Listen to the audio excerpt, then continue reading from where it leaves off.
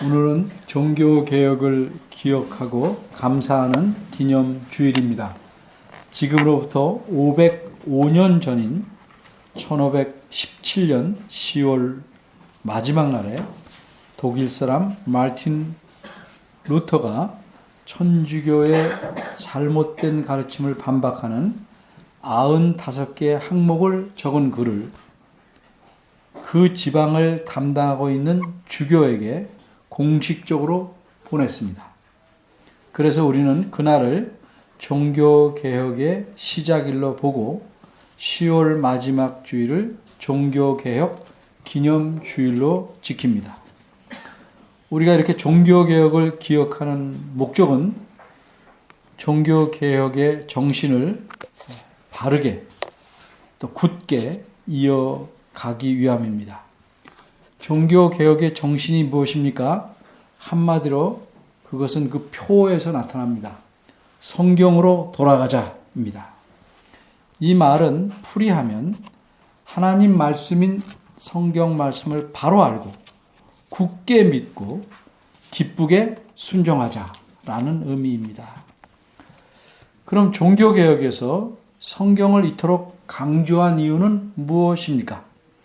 이는 그 당시 교회, 즉 로마 천주교가 성경을 무시하고 사람의 가르침으로 대신하고 있었기 때문입니다.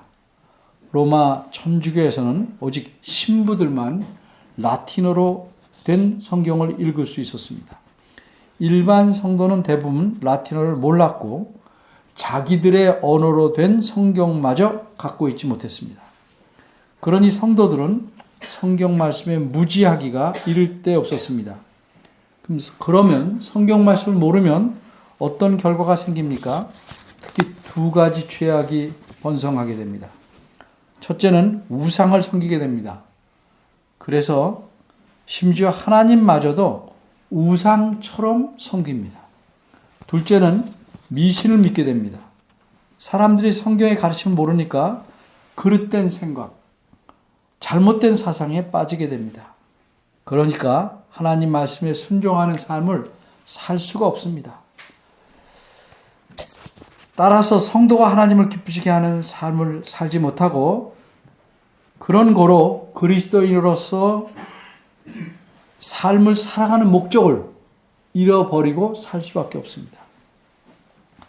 오늘날도 마찬가지인 듯이 보입니다. 성경책만 지니고 있을 뿐 그 말씀을 부지런히 읽고 바르게 배우지 않으면 결국 종교개혁 이전의 교인들과 똑같이 되고 마는 것입니다. 그래서 종교개혁자들은 성경을 제일 중요하게 여기고 강조했습니다. 여러분이 보시기에 오늘날 교회와 성도들의 형편은 어떠합니까? 종교개혁 시대의 교인들보다는 오늘날의 성도들이 성경을 많이 안다 이렇게 생각할 수는 있습니다. 자기 나라 말로 성경을 읽을 수 있고 또 성경을 열심히 읽는 사람도 많기 때문입니다. 그런데 성경 말씀을 바르게 알지 못하면 역시 모르는 것과 크게 다를 바 없습니다. 그러나 하나님 말씀인 성경에 관해 바르게 알지 못하고 조금 아는 것만으로 만족하고 더 힘써서 알려고 애쓰지 아니하면 사실상 성경에 대해서 무지한 상태를 벗어나기 힘듭니다. 또한 성경 말씀을 한꺼번에 다 수는 없지만 아는 만큼이나마 그 말씀으로 살려고 크게 힘쓰지 않으면 바꿔 말해서 성경 말씀을 모르는 채 하고 제 뜻대로 산다면 이는 하나님 말씀을 무시하는 겁니다. 따라서 성경 말씀에 무지한 데서 벗어나지 못하고 게다가 성경 말씀을 무시하면서 살면 어떤 결과가 생깁니까? 성경 말씀의 능력을 체험할 수 없습니다. 그러면 성도는 성경 말씀을 부지런히 읽어도 그의 삶에서는 무능합니다. 다시 말해서 하나님을 기쁘시게 할 능력도 없고 성경 말씀을 통해 자신의 삶을 의미 있고 보람 있게 살아갈 능력도 없게 되는 것입니다. 따라서 이제 성경 말씀에 대해 우리의 관심을 집중하고 또 이 성경 말씀이 우리에게 얼마나 중요한지를 좀 더 깨닫기 위해서 성경에 관해 말씀하고 있는 본문, 우리가 잘 아는 본문을 다음과 같이 셋으로 나누어 생각해 보려고 합니다. 첫째, 성경의 정의. 둘째, 성경의 역할. 셋째, 성경의 목적. 첫째, 성경의 정의. 어린이를 위해서 먼저 정의라는 말부터 설명합니다. 고든 것, 바른 것, 이것도 정의지만 여기서 말하는 정의는 그런 뜻이 아니고 어떤 사물이나 낱말의 뜻이 무엇인지를 밝히는 것을 정의라고 합니다. 따라서 성경의 정의라는 표현은 성경이 무엇이냐라고 묻는 말입니다. 그럼 성경의 정의는 무엇입니까? 성경의 정의는 여러분이 잘 아신 대로 하나님의 말씀입니다. 성경이 무엇이냐? 하나님의 말씀. 이게 성경의 정의입니다. 그런데 오늘 본문에서는 성경을 조금 다른 시각에서 정의합니다. 다시 말해서 성경이 우리의 실제적인 삶과 어떤 연관이 있느냐 하는 관점에서 성경을 정의하고 있습니다. 본문에서 말씀하는 성경의 정의를 알기 위해서 차근차근 본문을 살펴보도록 하겠습니다.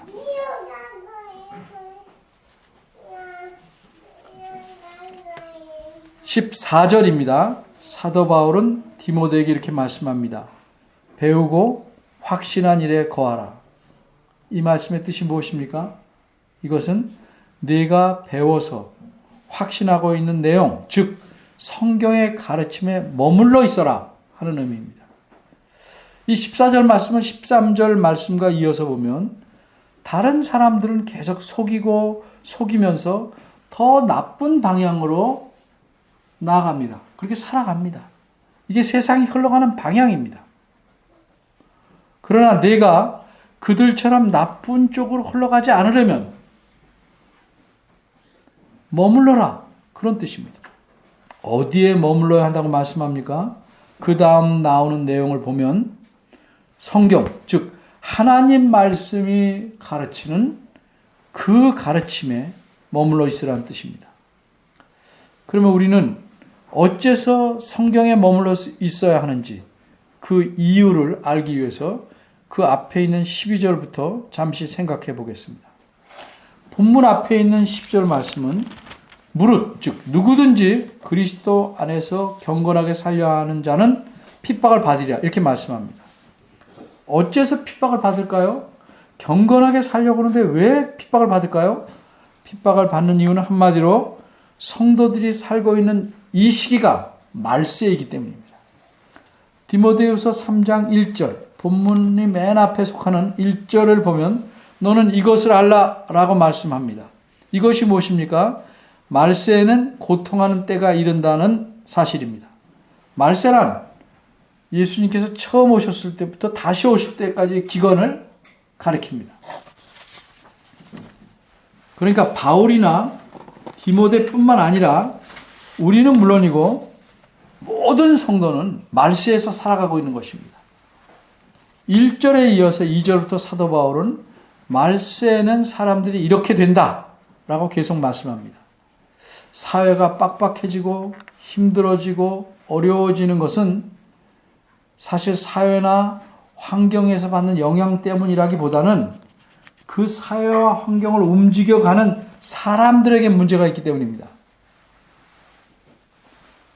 그래서 이렇게 사람들로 인해서 생겨나는 말세 현상이 무엇인지를 1절에서 9절까지 적어 놓은데 그걸 세 가지로 서술합니다.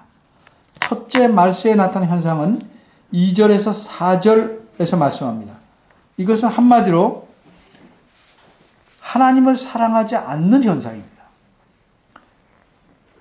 2절, 4절은 무려 19가지나 쭉 나열하고 있는데 앞뒤의 말을 보면 자기 사랑과 하나님 사랑으로 대충 하고 있습니다. 그리고 이 중간에 이런 하나님을 사랑하지 않는 현상의 핵심이 무엇인지를 알려줍니다. 그 말이 참소하며입니다. 참소하며. 원어로는 이 말이 마귀적이라는 뜻입니다. 마귀적이라는 말입니다. 따라서 하나님을 사랑하지 않은 이 현상은 바꿔 말하면 하나님을 미워하고 마귀를 따르는 현상이다. 이렇게 바꿔 말할 수 있습니다. 둘째 현상은 5절에서 말씀하는데 이것은 이른바 외식주의입니다. 신앙의 겉모습만 꾸미고 알맹이는 없는 현상입니다. 셋째 현상은 6절에서 9절에 있는데 이것은 거짓 가르침의 번성입니다. 사람들은 어리석게 거짓된 가르침에 미혹돼서 하나님 말씀에 등을 돌립니다. 하나님 말씀이 아니라 자기 귀에 솔깃한 사상이나 가르침을 따르기를 좋아합니다.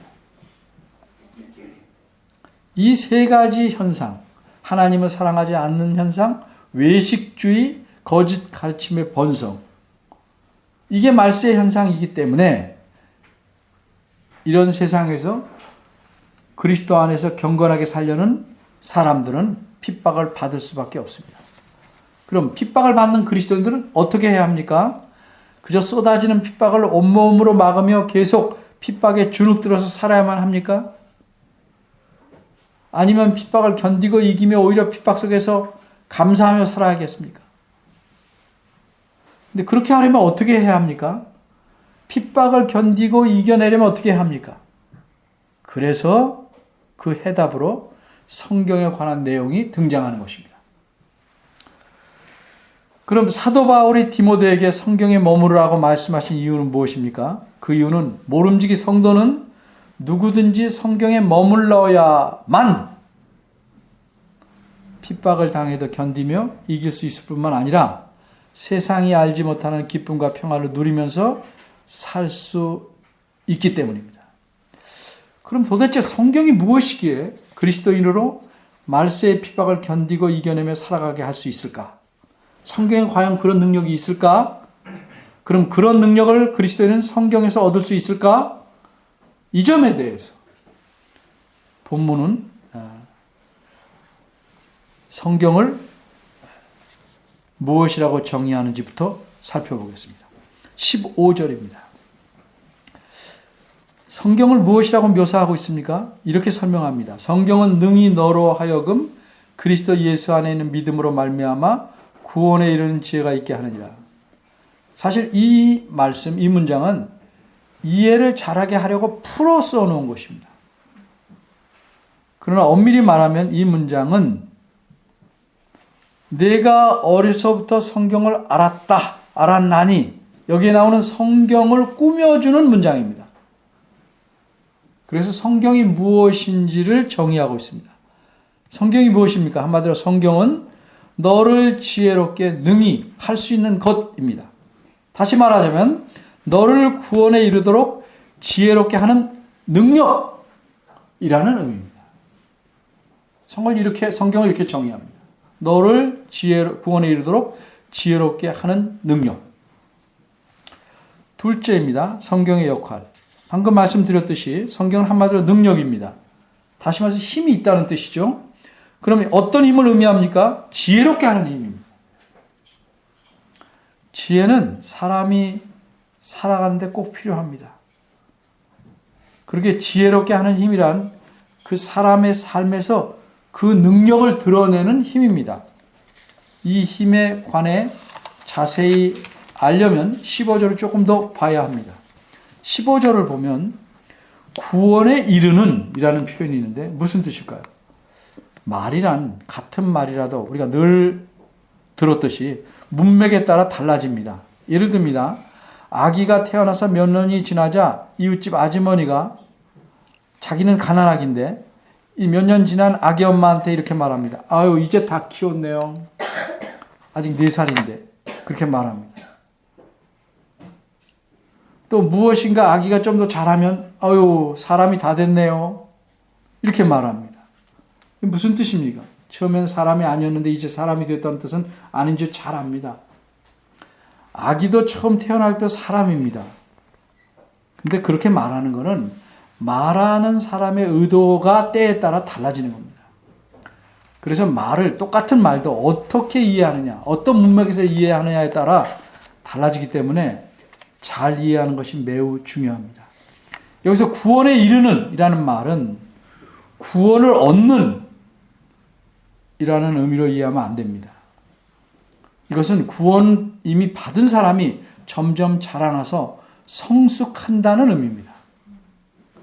우리가 아는 바대로 디모데는 목회자예요. 분명히 예수 그리스도의 은혜로 이미 구원받은 사람이에요. 근데 디모데에게 구원에 이르는 이라고 말했습니다.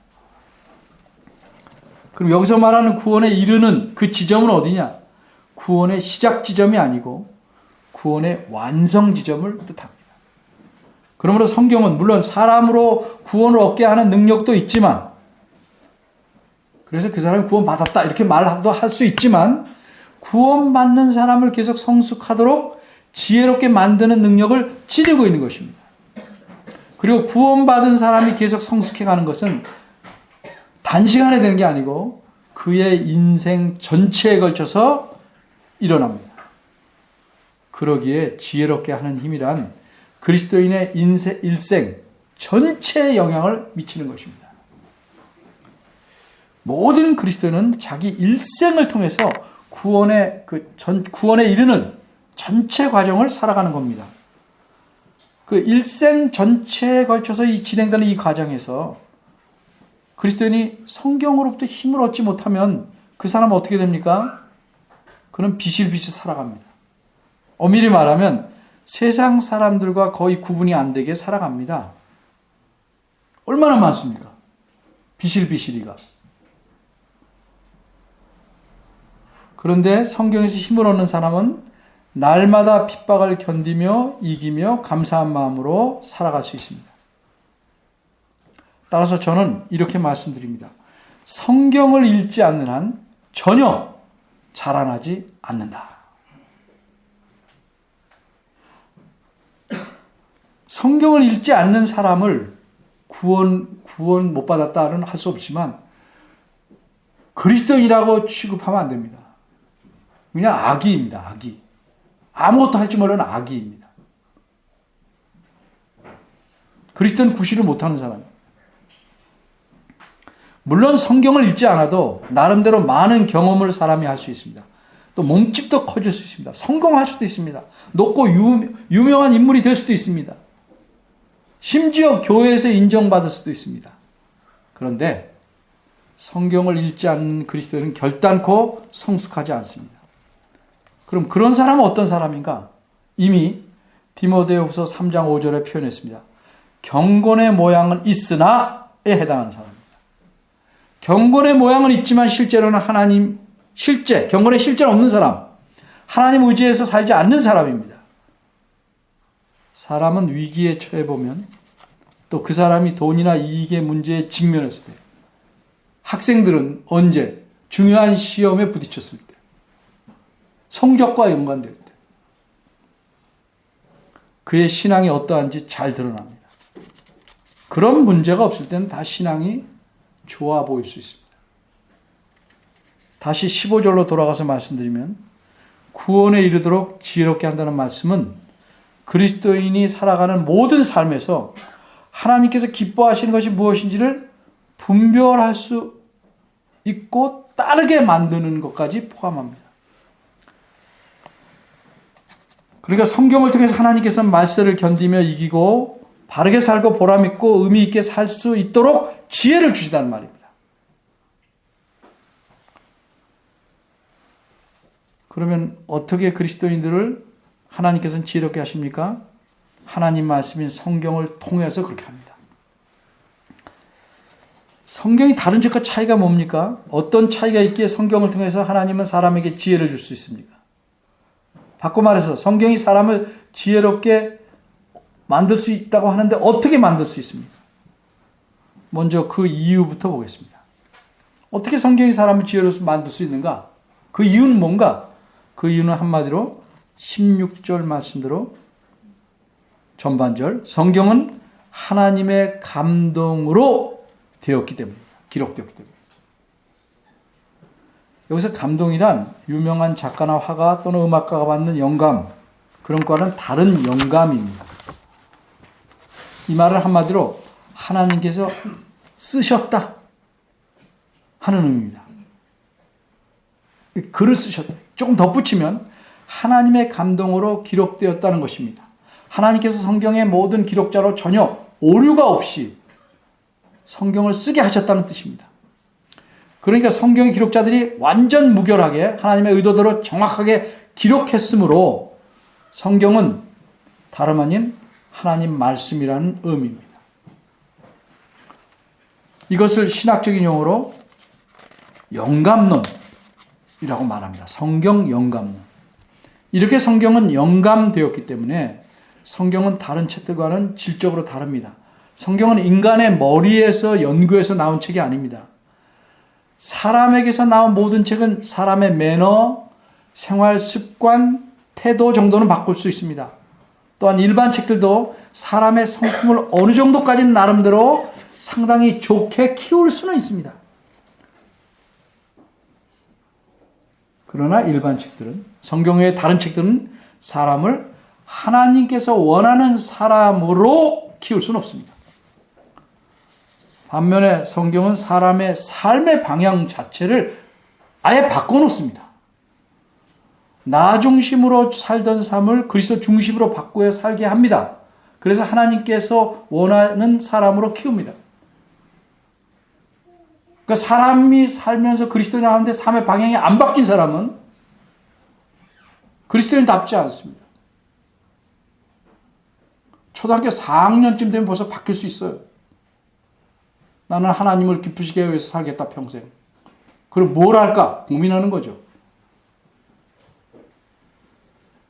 저도 4학년 때는 그런 생각 못했고 중1 때부터 그런 생각했어요.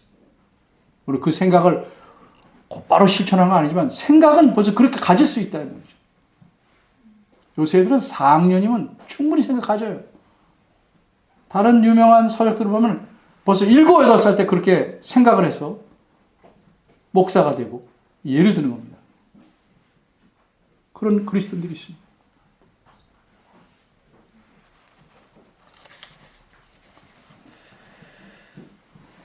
그리스도 중심, 하나님 중심으로 바뀌지 않은 사람은 그리스도인답게 살 수가 없어요. 이거 바꾸는 건 뭐가 하는 거예요? 성경이 하는 건데. 그때까지 성경 열심히 읽어도 바뀌지 않았다면 그 읽은 것에 대해서 물음표를 가져야 돼요. 그럼 사람을 이렇게 바꿔서 성숙하게 만드는 성경의 능력은 어디서 나오는 것인가? 성경의 글자 자체에서 오는 것이 아닙니다. 그럼 글자만 외우면 됩니까? 아니에요. 그 능력은 하나님 자신에게서 오는 겁니다. 성경은 하나님 말씀이므로, 하나님이 기록해 하신 글이므로 하나님께서 이 성경 말씀을 통해서 사람을 변화시키고 성숙시키시는 것입니다. 그래서 사람이 성경을 바르게 알아갈수록 변화하고 성숙합니다. 흠한 없이 완전한 뜻은 아닙니다. 계속 성숙합니다. 그런데 여기서 안다, 성경 안다 하는 것은 단순히 지식만을 뜻하지 않습니다. 머리로 외워서 갖게 되는 지식이나 정보가 아니고 정말 참으로 깨달아서 하나님 뜻대로 말씀대로 실천하는 것까지 포함하는 말. 그럼 하나님께서는 성경의 어떤 역할을 통해서 우리에게 이런 성숙해하는 유익을 주려고 하십니까? 다시 말해서 성경을 우리 성숙해 하려고 어떤 역할을 합니까? 16절 말씀을 보면 후반절 4가지로 대답합니다. 첫 번째는 교훈입니다. 이것은 집의 벽에 써놓은 가훈이나 학급의 벽에 걸어놓는 교훈이라고 쓴 그 내용을 의미하는 것이 아니고 또 이 교훈이란 소위 큐티할 때 찾는 오늘 내게 주시는 교훈 이거 아닙니다. 이것은 성경이 가르쳐주는 진리입니다. 하나님께서는 성경을 통해 이 세상에서 전혀 알려주지 않는 수많은 진리들을 가르쳐 주십니다. 예를 들어 볼까요? 이 세상의 생명체들은 아메바라는 데서 진화된 것이 아니고 하나님께서 말씀으로 창조하신 것이다. 세상 그렇게 안 가르치죠? 성경이 가르칩니다. 우리가 진화론의 허구가 뭔지 지금 계속 공부하고 있습니다. 책을 읽어서. 인간이 아무리 의롭게 살아도 자신의 힘으로는 구원을 얻을 수 없다. 성경이 가르쳐 줍니다. 사람의 힘으로는 하나님의 자녀가 될 수 없고 오직 하나님의 은혜로 예수 그리스도의 공로로만 구원을 얻을 수 있다. 성경이 가르쳐 줍니다. 단 몇 가지만 말씀드렸지만 이런 식의 수많은 놀라운 진리들을 성경이 가르쳐 줍니다. 이것이 16절에서 말씀하는 교훈이라는 뜻입니다. 진리의 말씀, 진리의 내용. 그러면 이런 성경이 가르치는 진리들을 만날 때, 접할 때 우리 안에 어떤 문제가 생깁니까? 아, 내 생각 또는 내 행동이 틀렸구나를 깨닫게 됩니다. 그러면 이 진리의 가르침이 내가 잘못된 부분을 계속 질책합니다. 고치지 않으면 계속 가책을 줍니다. 책망합니다. 이것이 16절에서 말하는 성경의 두 번째 역할입니다. 책망입니다. 그리고 이런 책망을 통해서 우리가 고치게 되는 것입니다. 근본적으로 우리의 사고를 고치고 바꾸는 겁니다. 우리나라의 많은 그리스도인들의 사고는 한마디로 뭡니까? 유교적입니다. 또 은근히 미신적입니다. 거기다가 쾌락적입니다. 이기적인 사고고 그 모든 배후에는 마귀적 사고. 따라서 성경적 사고를 지니려면 성경이 질책하는 이 질책의 과정을 겪어야 합니다. 성경을 읽을 때 찔림을 받고 그냥 건성으로 읽고 맑게 나오는 게 아니고 찔림을 받고 슬퍼하고 때로는 기뻐하지만 아파하고 그런 질책의 과정이 있어야 됩니다. 그래야 세상의 가르침을 따라 이제껏 옳다고 생각해온 근데 성경에서는 사실 틀리다고 지적하는 것들을 버릴 수 있게 됩니다. 선택하게 되죠. 물론 다른 책들도 여러 가지를 깨닫게 해주고 또 다른 책들을 봐도 찔림을 받아요. 책망을 받지만 그것이 사람을 변화시키지 못합니다. 그러나 성경 말씀의 책망을 받으면 가슴을 치게 됩니다. 하지만 성경 말씀은 잘못했다. 반성하는 정도의 감정으로 멈추게 하지 않습니다. 더 나아갑니다. 성경은 사람을 책망할 뿐 아니라 사람을 바르게 만들 힘이 있습니다. 이것이 16절에서 말씀하고 있는 세 번째 역할, 바르게 함입니다. 사고가 삐뚤어진 사람을 바르게 고쳐주고 교정해 줍니다. 이게 성경이 하는 역할입니다. 한두 번 교정해 놓고 놔두는 게 아니고 계속되는 이런 과정을 통해 사람을 의롭게 만듭니다. 근데 사람은 어떻게 합니까? 읽다가 끌리면 손 띄웁니다. 귀를 막습니다. 그러니까 고치려다가 다시 제자리에 가는 겁니다. 이런 바르게 하는 과정을 통해 사람을 의롭게 만듭니다. 단순히 사회적으로 바른 게 아니라 하나님 앞에 의롭게, 하나님 기쁘시게 하는, 하나님이 보시기에 반듯하게 되는 훈련을 성경이 계속 시킵니다. 이게 네 번째 역할인 의로 교육함입니다. 이렇게 성경 말씀은 그 능력을 발휘해서 사람을 성숙하게 만듭니다. 지혜롭게 만듭니다. 다시 말해서 하나님을 기쁘시게 하는 삶을 살도록 만든다는 말씀입니다. 그런데 마지못해서 하기 싫은 숙제를 하듯이 성경 말씀을 읽거나 목사님 눈치 때문에 그저 겨우 답쓰고 건성으로 또는 체면 때문에 성경 말씀을 읽고 공부하는 사람은 성숙하지 못합니다. 그냥 눈만 혹사하는 거예요. 피곤하기만 하는 겁니다.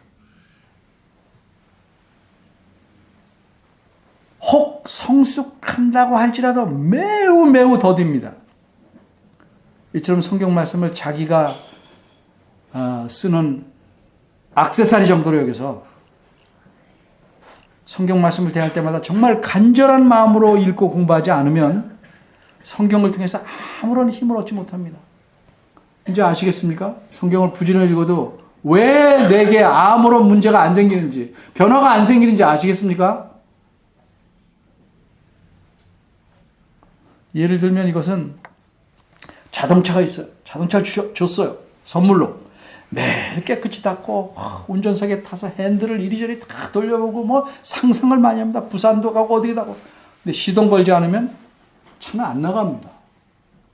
성경을 아끼고 털고 읽고 뭐 해도 성경이 주는 이 능력을 자신의 삶에서 겪지 않으면 간절한 마음으로 성경을 읽어서 성숙하지 않습니다.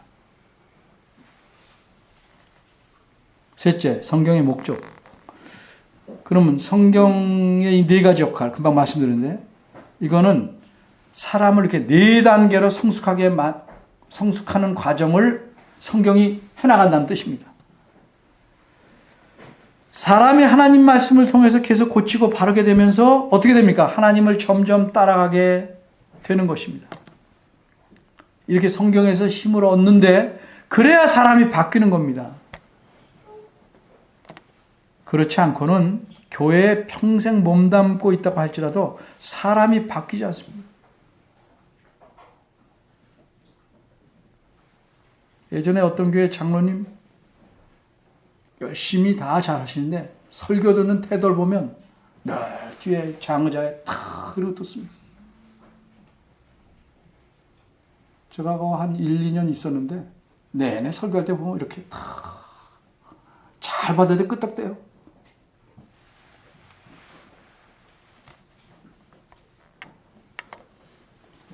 오래 있어도 그분 심지어 설교도 합니다. 목사님 안 계실 때.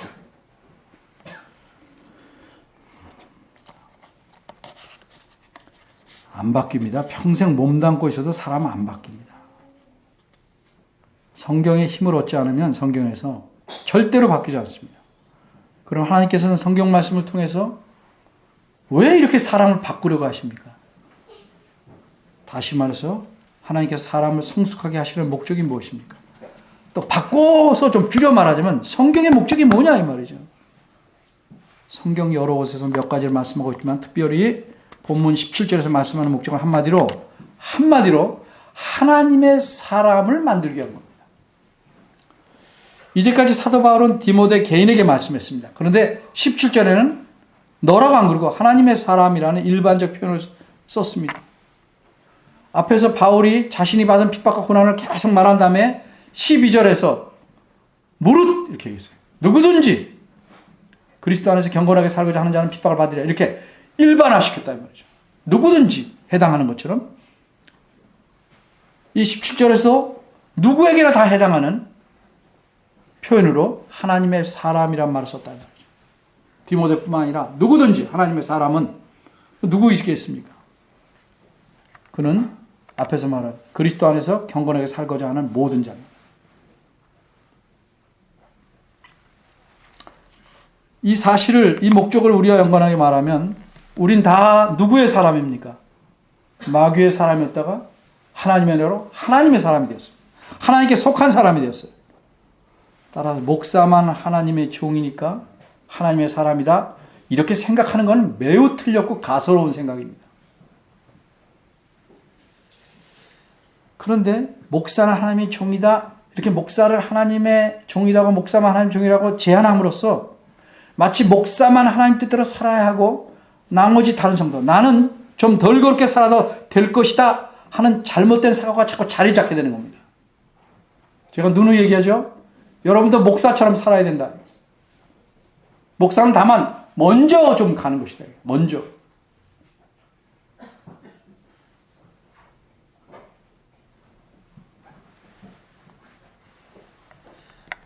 우리 그리스도인들은 누구나 하나님의 자녀이고 또한 한 사람도 예외 없이 하나님의 종입니다. 다만 각자 하는 일이 다를 뿐입니다. 우리는 모두 다 하나님의 비유하면 양입니다. 목사는 목자고 교인들은 양이다. 이런 생각 아주 잘못된 비성경적 생각입니다. 목사를 포함해서 모든 성도는 양입니다. 그리고 이 양떼를 기르시는 목자며 주인은 오직 누구십니까? 예수 그리스도뿐입니다. 잊지 마십시오. 그럼 모든 하나님의 사람이 각자 하는 일은 다를지라도 공통적으로 이 땅에서 어떻게 살아야 합니까? 17절이 말합니다. 어떻게 살아야 하는지. 모든 선한 일을 행하면서 살아야 합니다. 이 구절에는 우리말로 온전하다 하는 말이 두 번 나오는데 앞에 온전케 한다는 것은 완전하게 무장시킨다는 뜻이고 뒤에 온전케 한다는 건 능숙하게 된다는 뜻입니다. 우리가 살아가는 동안 핍박을 받아도 하나님 뜻에 맞게 자신을 잘 무장해서 갖추어서 능숙하게 하나님의 뜻대로 선한 일을 행하며 살아갈 수 있게 하는 것, 이것이 하나님께서 사람을, 자기에 속한 사람을 성숙하게 하시는 목적입니다. 그럼 이렇게 하나님의 사람을 성숙하게 하는 능력은 어디서 옵니까? 하나님 말씀인 성경에서만 오는 것입니다. 왜 제가 그렇게 성경 하는지 아시죠? 다른 데서는 힘을 얻을 수 없어요. 오로지 여기가 유일한 근원이고 원천입니다. 오직 자신의 말씀인 성경만을 통해서 하나님께서는 그런 유익을 주셔서 사람을 성숙해 하시기 때문에, 하나님의 사람으로 만들어 가시기 때문에. 자, 오늘 본문에서 알 수 있는 하나님은 어떤 분이십니까? 하나님은 우리에게 자신의 말씀인 성경을 주셔서 거기서 날마다 우리가 새 힘을 얻고, 그래서 하나님 기쁘시게 하고 우리 자신도 성숙해가며 정말 의미 있는, 내가 무엇을 하든지 세상에서 높고 뭐 귀하다는 일이 아니고 내가 평범한, 남이 볼 땐 소소한 일을 할지라도 의미 있는 삶을 살게 하시는 분이 하나님이십니다. 우리는 모두 말세에 살고 있습니다. 그리고 말세에 나타나는 여러 가지 악한 특징들 때문에 우리가 경건하게 하나님 뜻에 따라 살려고 하는 한 핍박을 받을 수밖에 없습니다. 그럼 이 핍박을 견뎌내면서 하나님을 기쁘시게 하고 우리 자신도 감사하며 기쁘게 의미 있게 살아갈 수 있겠는가? 어떻게 해야? 그래서 한마디로 정답이 뭐예요? 오직 성경 말씀을 통해서, 성경 말씀이 주시는 힘을 얻어서만 가능합니다. 따라서 성경에 무지하거나 성경 말씀을 무시하면 그 사람은 삶에서 무능할 수밖에 없어요. 무능이 무슨 의미인지 말씀드렸죠? 그래서 무지, 무시, 무능, 이게 삼무, 세 가지 없는 거예요. 삼무입니다. 이렇게 삼무가 되어도 이 세상에서는 자기 만족을 하면 나름대로 성공해서 살 수 있습니다. 그런데 할 수 없는 것 뭐예요? 성숙할 수 없습니다. 그가 오랫동안 교회를 다니고 신앙생활을 한다고 해도 하나님을 기쁘시게 할 수 없습니다. 이뿐만 아니라 그런 사람은 손에 꽉 쥐었다고 생각하는 모든 것이 바람이 불면 쉬 날아가 버리는 사막의 모래와 같은 결말을 이룰 것입니다. 제가 저주하는 것이 아니고 성경이 이렇게 말씀합니다. 그의 인생은 결국 무의미하게, 무상하게 마무리될 것입니다. 그럼 어떻게 해야 합니까? 성경 말씀을 부지런히 읽고 배워야 합니다. 단순히 하나님 말씀에 대한 지식이나 정보를 많이 쌓는 것에 그치지 않고 하나님 말씀을 깨닫기 힘쓰고 깨달으면 그 말씀도 살려고 늘 힘쓰는 겁니다. 그래야 무능을 벗어버립니다. 그렇게 힘써야 우리는 성숙할 수 있고, 성숙할 수 있어야 행복하고 남도 섬기고, 우리 교회 목표죠. 하나님을 기쁘게 할 수 있습니다. 교회도 교회다울 수 있습니다. 또 그렇게 하면 여러 핍박과 공경과 궁핍 가운데서도 세상이 알 수 없는 하나님의 평강을 맛보며 살 수 있습니다. 여러분이 그런 삶을 살고 하나님을 기쁘시게 하는 삶을 살아가시길 바랍니다. 기도하겠습니다.